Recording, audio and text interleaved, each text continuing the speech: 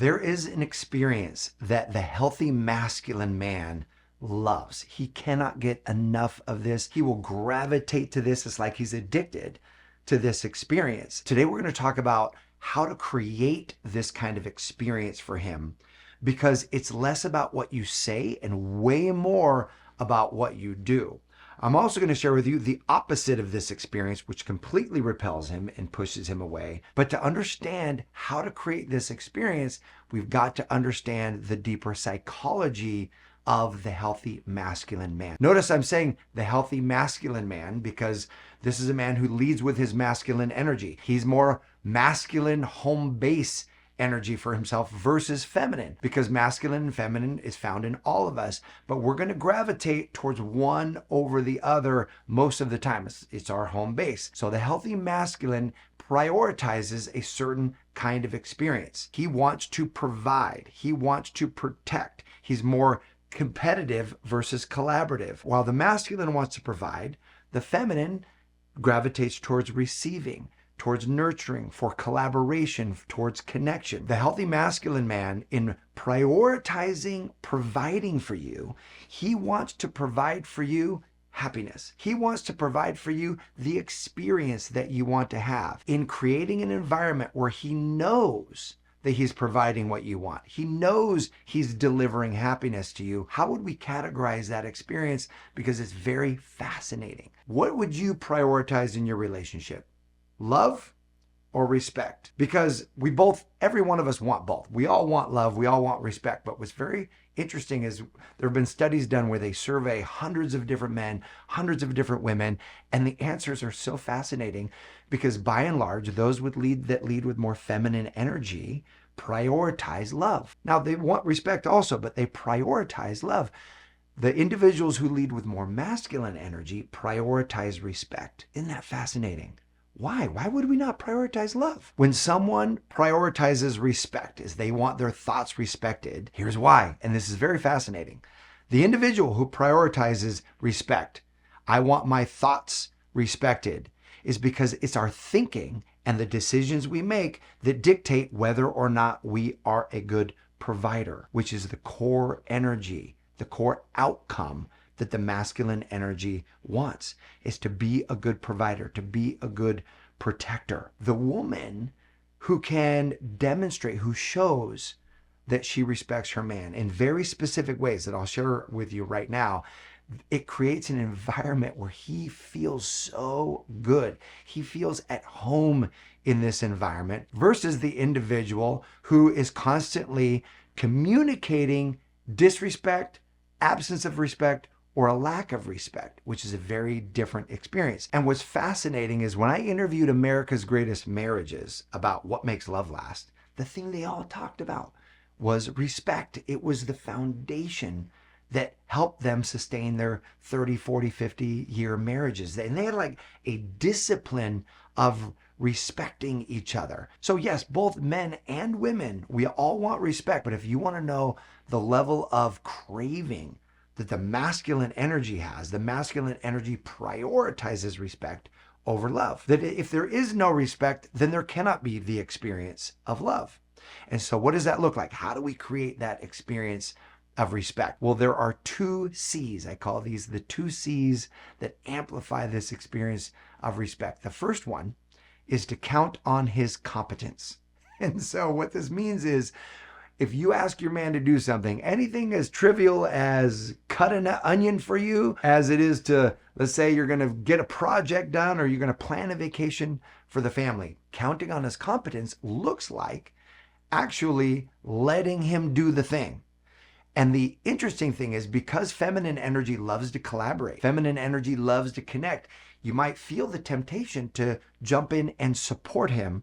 And what in your mind is interpreted as support, to the masculine is received as micromanaging, as received as, oh, she doesn't think that I have what it takes. Let me give you an example of this. My wife is a way more mechanically oriented person than I am. And so she had asked me to fix something on the bike. and this bicycle. And so I'm struggling to fix this thing on the bicycle, but she asked me to do it. And so she comes out and I know that she's there. I also know she's better at this kind of stuff than I am, but there's this part of me, I want to deliver happiness for her. I want to deliver the thing that she asked me to do and to be the guy who can do it. Credit to her, because in that moment, I know that she could have said, hey, honey, you're doing that wrong, or hey, try it like this. But instead, she said, hey, would you love any support, or you feel like you got this? So she gave me the opportunity to either receive support, because I knew she could help me fix it faster, or to let me proceed and do it myself and learn the process of how to do it. And so in that moment, I was like, I know that you can probably do this, but I've got this. I'm going to figure this out. And she's like, okay, I know you got this. And she walked inside, and the feeling I had that she believed in me, she believed in my capacity, she believed in my capabilities was immense. It's hard to explain the emotional impact that this creates. And so eventually as I was able to get the bike fixed, and it took way longer, but she refused to micromanage in this moment. In other words, she counted on my competence. And it was a big deal. And I can't tell you how many times she's done that, leaned in and said, hey, you got this. When your man feels your trust that he can do the thing, your trust that he can provide the experience that you want, that is magical. He will gravitate towards that. The opposite pushes us away. There's two forms of the opposite. One of the opposites is micromanaging, where you just feel like you're supportive. One of my clients this was a huge epiphany for her. She's super smart, Ivy League professor.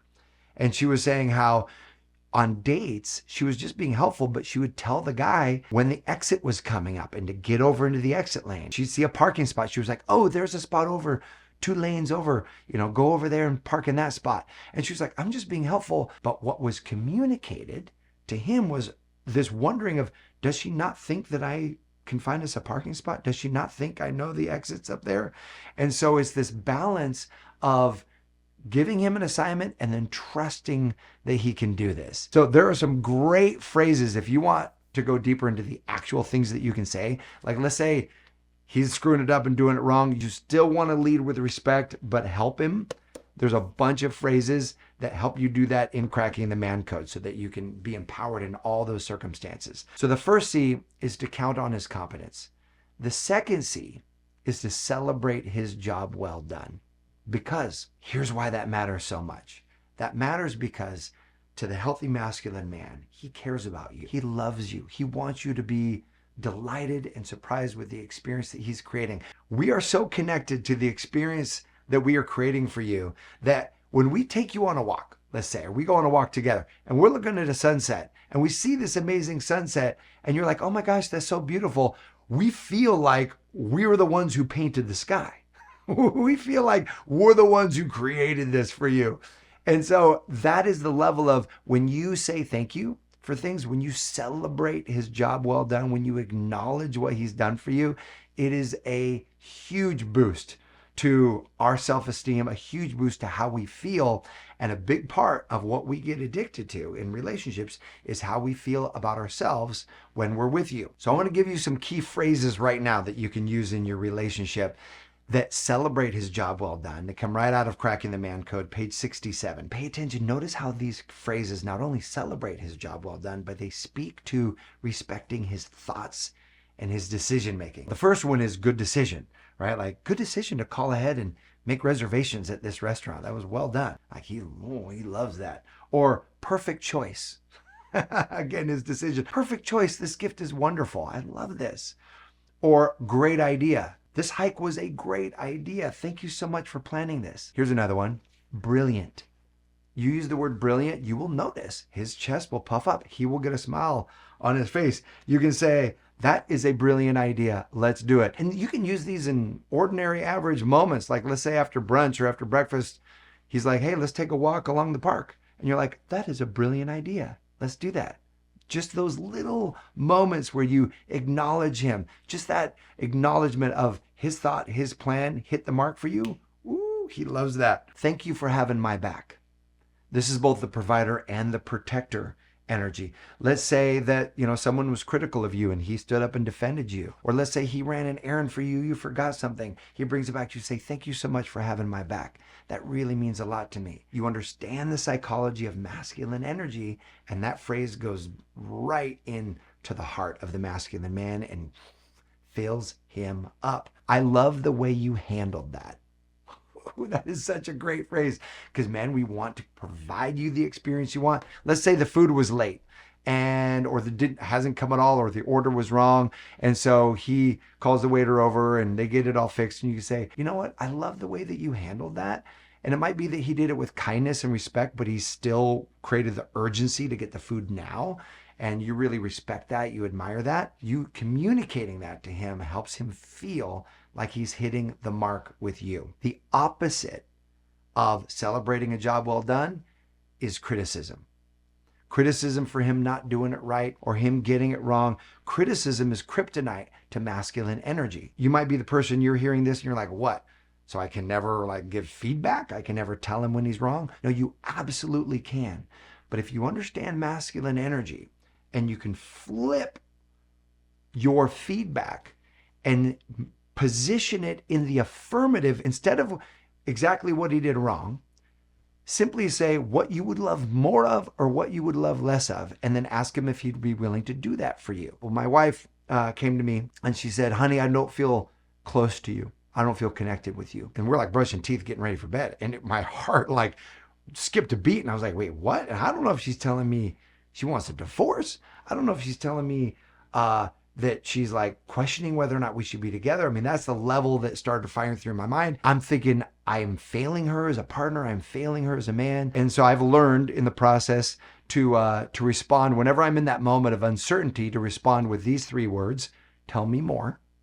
So I don't jump to conclusion. I said, well, tell me more. What's going on for you? And she was like, well, you've been so busy at work and I've had my schedule and I feel like our schedules are out of sync. And what I would really love is to sit down and both of us go over our schedules so we know when we're doing different things and when our next date night is going to be, and so we can feel in sync.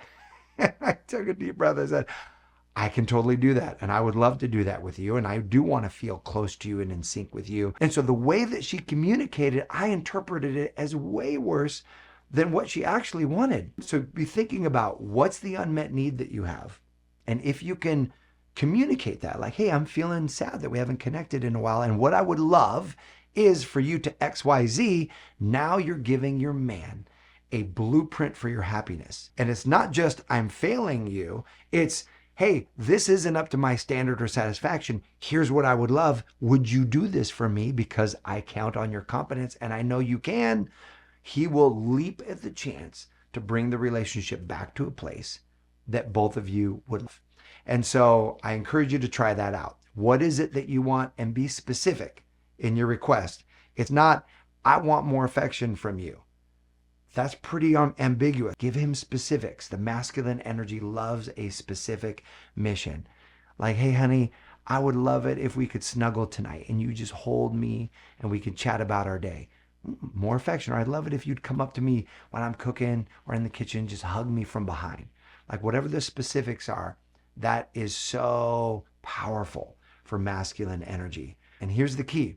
When he feels that you trust him, you relax in his presence, you give him the missions to do, and then you count on his competence. Then he does those and you celebrate him and you're like, you're the man, honey, this and that.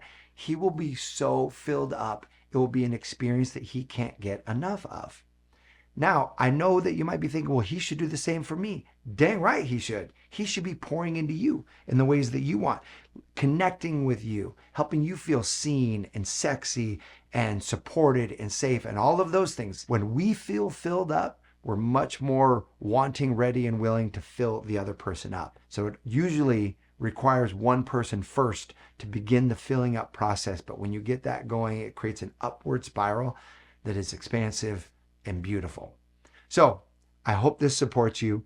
If you would love to go deeper in these concepts and get tons of great phrases and to really understand the deeper psychology of how men think, love, and communicate, grab Cracking the Man Code. You're going to be so glad that you have these tools and they will be with you forever. And know this, I am holding the image of you living the absolute life that you love. A heart that's full, that's expanded, that's feeling deeply loved, deeply seen. Know that. I'm holding that image for you. Here's to your greatest love story yet. Thanks for watching, and I'll see you soon.